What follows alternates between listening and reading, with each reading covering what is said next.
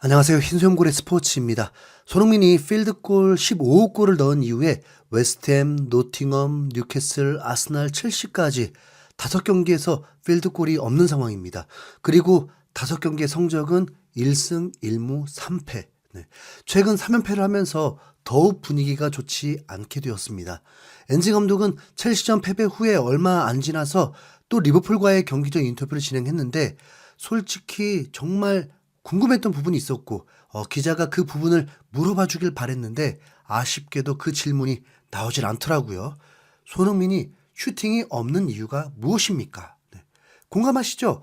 손흥민은 골 넣으라고 스트라이커 왼쪽 윙어로 기용하고 있는 건데 슈팅이 이렇게 적어서야 기록을 알면 더 충격적입니다. 웨스트햄전 슈팅이 1개, 노팅엄전 슈팅이 1개, 뉴캐슬전 슈팅이 0, 아스날전 슈팅 1개, 첼시전 슈팅 0. 토트넘이 성적이 좋지 않은 이유가 여기에 있는 거죠. 손흥민이 컨디션이 좋은 건지 아닌 건지조차 알 수 없습니다. 한 기자는 오히려 손흥민이 지쳐 보인다면서 2주 사이에 쉬게 할 수도 있냐는 질문을 했습니다. 첼시전을 보면 많은 전문가들도 손흥민이 컨디션이 안 좋아 보인다고 말하기도 합니다. 엔지 감독은 말을 돌리기도 했지만 뚫고 지나가야 한다고 했죠. 명확합니다. 토트넘은 손흥민의 슈팅이 사라졌기 때문에 골이 없는 것입니다. 손흥민이 골이 없다면 다른 누군가라도 골을 넣어줘야 하는데 크로스만 잔뜩 올리는 존슨, 토트넘 역대 이적률 2위를 기록하고 있는 히샬리송은 팬들이 이제 진료하고 있고 이적시킨다는 기사들도 나오고 있습니다. 영국의 텔레그래프는 히샬리송이 선수단 정리를 주도할 수 있다고 보도하면서 방출 리스트에 히샬리송과 호이베르, 로얄을 넣었습니다. 히샬리송을 신뢰했다면 방출 리스트에도 오르지 않았겠죠. 공격수 클레스키와 메디슨도 이제 기대 이하라는 평가입니다. 그러면 당연히 골 넣을 선수가 없게 되는 거죠. 손흥민이 슈팅이 없는 것이 전술과 선수들과 호흡 문제 때문인 건지 아니면 손흥민이 지난 시즌 아프면서도 참고 시즌을 치렀듯이 어딘가 이상이 있어서 참고 있는 건지 모르겠습니다. 모두 알고 있죠. 손흥민의 슈팅이 없으면 토트넘은 어려울 거라는 것을 말이죠. 이 중요한 포인트를 기자들은 질문도 못했으니까 거기다 이틀 휴식 후 경기다 보니까 선수들은 회복에만 집중한 채 리버풀을 상대해야만 합니다. 그러니까 훈련을 통해 시뮬레이션으로 현재 논란이 되고 있는 부분을 해소할 수도 없다는 거죠. 토트넘은 54실점을 했는데 세트피스로만 22실점을 하는 놀라운 굴욕을 보여주었습니다. 축구 통계 매체인 스코카에 따르면 세트피스 최다 실점팀이 26실점을 한 강등권에 처한 노팅엄 포레스트, 2위가 23실점을 한 강등 확정 꼴찌인 셰필드, 그리고 그 다음이 토트넘입니다. 엔지 감독은 이미 세트피스 전문가에 대한 질문도 받았는데 본인의 스타일이 아니다라면서 세트피스 전문가가 필요 없다고 해버렸죠. 그렇다면 앞으로도 이건 선수들끼리 알아서 해결해야 할 부분이 되어버렸습니다. 우선 무리뉴의 말처럼 경기 안에서는 합법이고 뭐고 간에 승리를 위해서 얌체짓을 해야만 합니다.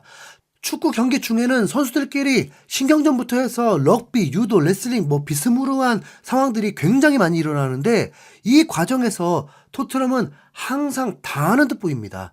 순진해 보인다고 해야 할까요?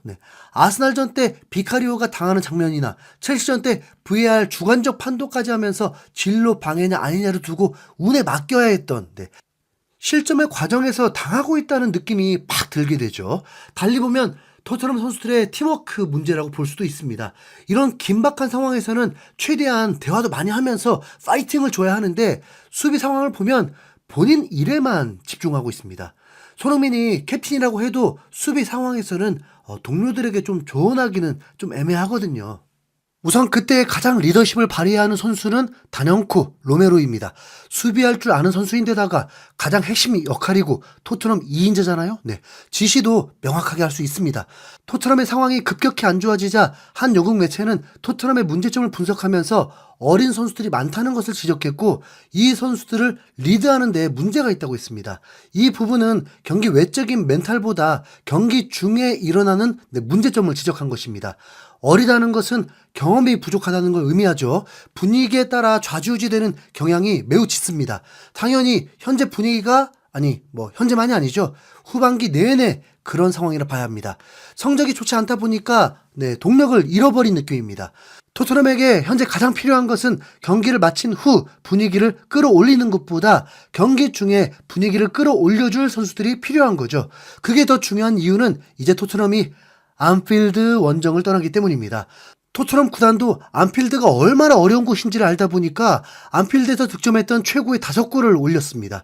클롭 감독은 경기 전 기자회견에서 그 어떤 감독보다 매우 해맑은 표정으로 인터뷰를 했는데 우승이 포기가 되었기 때문이었습니다. 그리고 지난 시즌 5위를 하면서 챔피언스리그에 출전하지 못했기 때문인지 다음 시즌 챔피언스리그에 진출했다는 확정에 매우 기뻐했습니다. 그러니까 앞으로 남은 3경기를 패배해도 무조건 챔스에 가게 된다는 것만으로도 만족이 되는 것이죠. 이제 남은 동기부여는 본인의 리버풀 마지막 시즌이라는 것밖에 없습니다. 이 리버풀의 상황이 오히려 마음이 편해서 선수들이 더 폼이 올라오게 될지 아니면 선수들이 설렁설렁하게 될지는 모르겠습니다. 리버풀은 우선 에버턴과의 원정 경기에서 충격적인 패배를 당했고 모든 게 끝이 났었고 4월에 안필드에서 크리스탈 팰리스에게 0대1 패배도 겪었습니다. 리버풀이 강한 팀인 건 맞지만 분명 많은 경기 수로 고전을 했다 보니까 정상적인 상황은 아닙니다. 특히 골 결정력에 대해서 문제가 많이 보이고 있는데 토트넘에게 그나마 더 다행인 건 반다이크가 경기 출전이 힘든 것으로 보입니다. 클롭 감독도 부분 훈련에 참석했다고만 얘기했다 보니 최소한 컨디션이 좋지 않은 것은 확실합니다. 그렇다면 이제 토트넘이 바라는 건 딱 하나죠. 제발 리버풀만이라도 리버풀답게 경기해주는 것인데 당연히 클롭 감독이 경기 결과에 집착할 상황이 아니다 보니까 토트넘이 지금까지 고구마 먹는 듯한 경기력이 아닌 시원시원한 플레이가 나올 수 있을 것입니다. 전반기에 리버풀과의 경기에서 운도 따라주면서 승리하게 되었는데 경기도 매우 재미있었잖아요. 리버풀의 압박 강도는 최고 수준이고 미드필더와 수비가 공간이 벌어지지 않으려면 결국 라인도 올리기 때문에 손흥민도 감을 잃어버리지 않는 이상 기회가 올 거라 봅니다. 자, 여러분의 판단은 어떠세요? 엔지 감독은 첼시전 패배 후에 본인의 책임이라고 했습니다. 개인적인 추측은 그 책임은 아마 스스로도 선발 라인업에 대한 후회이지 않을까 싶은데요. 클롭 감독도 인터뷰에서 토트넘의 선발 라인업에 매우 큰 관심을 가지면서 메디슨과 벤탄쿠르를 언급했는데 아마도 이 두 선수가 미드필더의 가장 핵심 선수라고 보는 것 같죠.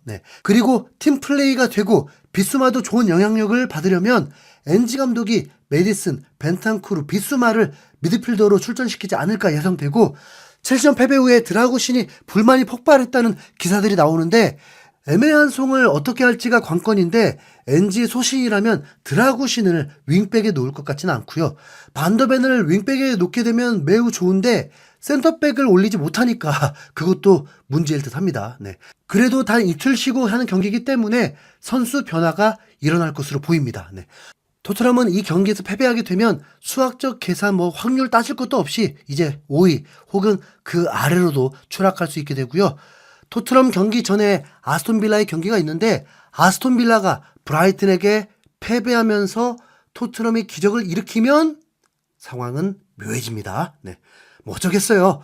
손흥민 응원한다면 그래도 이기자 해야죠. 일요일에서 월요일 넘어가는 0시 30분 경기입니다. 힘있는 고래 목소리 들려줄 수 있길 기대하면서 이상 영상 마치겠습니다. 감사합니다.